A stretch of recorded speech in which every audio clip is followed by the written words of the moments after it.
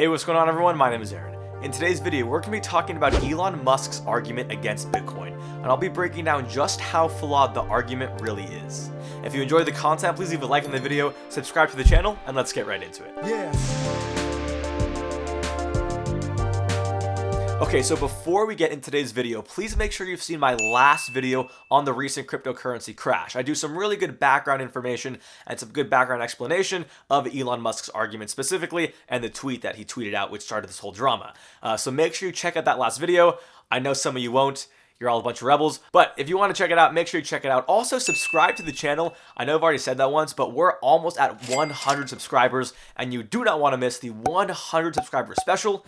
So please subscribe to the channel so we can get to 100 subscribers. Okay, let's get right into it. So for those of you who haven't seen the video, Elon Musk said this past week that Tesla would no longer be accepting Bitcoin as forms of payment for cars, and they'd no longer be buying Bitcoin themselves. Now, Elon specifically cited the fact that Bitcoin has a negative impact on the environment, specifically through the Bitcoin mining process. Now, the mining process is the process of using computers to solve complex algorithmic problems, which in turn validate and secure the entire Bitcoin network. Now, these miners are super important because without miners, transactions can't be processed or validated, and the entire network wouldn't even exist. So these miners are extremely important. However, the vast majority of Bitcoin mining occurs in China.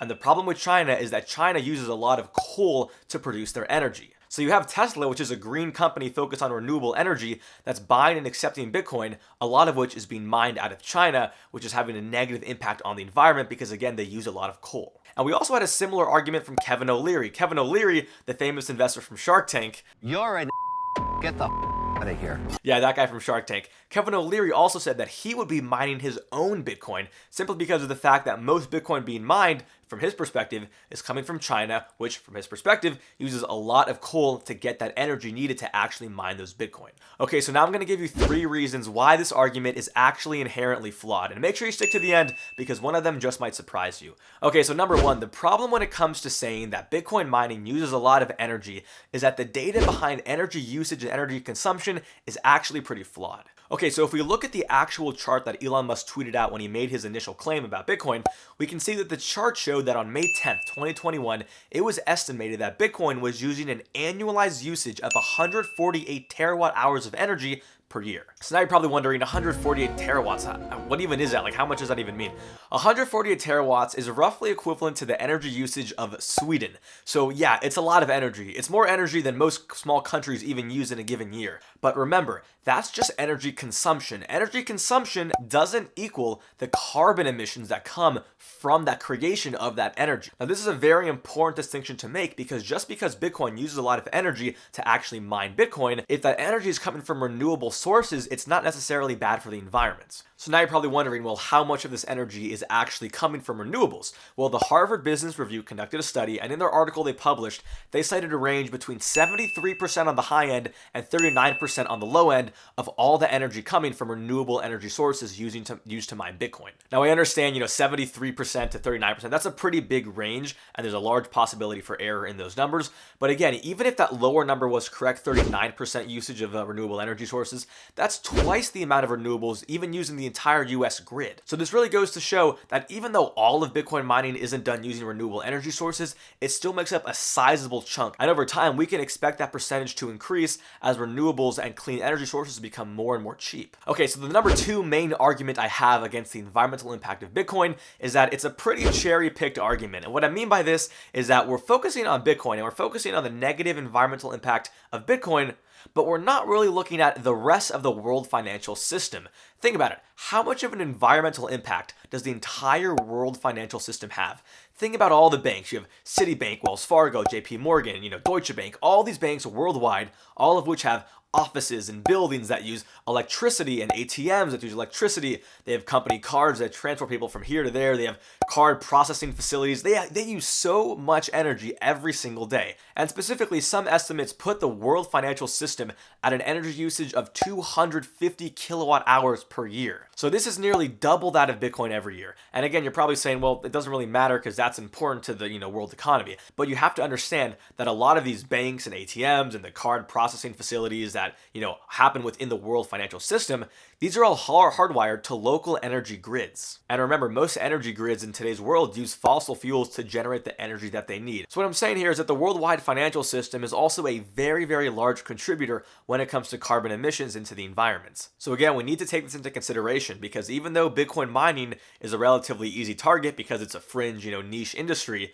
we have to look at the broader world financial system and the negative environmental impact that all the various components of that system have on the environment. Okay, my third and final reason. Have we ever stopped to wonder, why does Bitcoin mining actually use so much energy? What is it about the mining process that actually requires so much energy? Because there's a reason behind it, and it's a reason not many people even want to talk about. So Bitcoin mining uses a consensus model known as proof of work. Okay, so a consensus model is just a fancy way of saying, how do all the various computers in the Bitcoin network validate certain transactions as legitimate and consider other transactions illegitimate and fraudulent? And with Bitcoin, this consensus is reached through proof of work. Now, proof of work goes something like this. You have a bunch of computers, thousands of computers all over the world, and all those computers are racing against each other, competing to find the answer to a particular cryptographic puzzle. And the answer to that cryptographic puzzle is what allows a new block to be mined, and that miner receives a reward from the cryptocurrency network. Now, there are hundreds and hundreds of billions of different possible combinations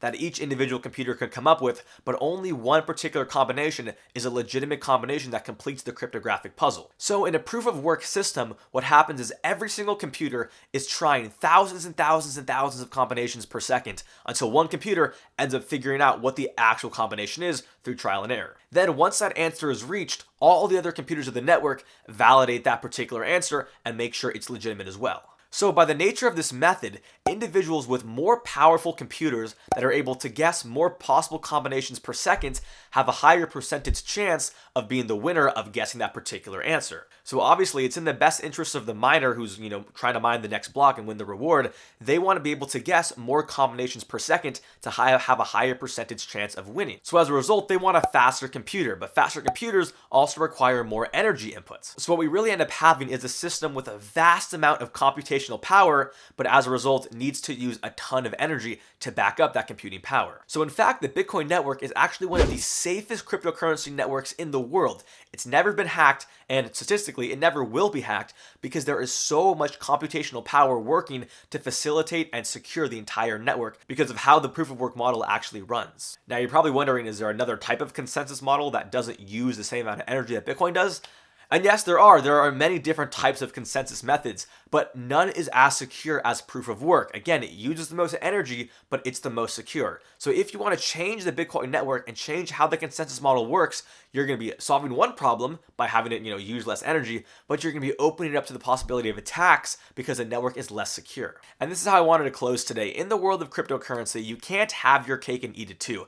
In other words, you can't solve every single problem with one particular currency without opening up the door to other potential problems. Again, it's the reason why so many coins exist, because each coin is working to solve some problem that another coin hasn't already solved. But in doing so, you open yourself up to other vulnerabilities. So again, no perfect coin exists. Bitcoin isn't perfect itself, but remember, the environmental impact of Bitcoin will continue to decrease over time. As we've seen, renewables and renewable energy sources are continuously becoming more mainstream and less expensive. Therefore, miners are going to be incentivized to use more and more renewable energy sources, and as a result, the negative impact of Bitcoin on the environment over time will decrease. I want to thank you for sticking through today's video. Please go ahead and leave a like, subscribe to the channel.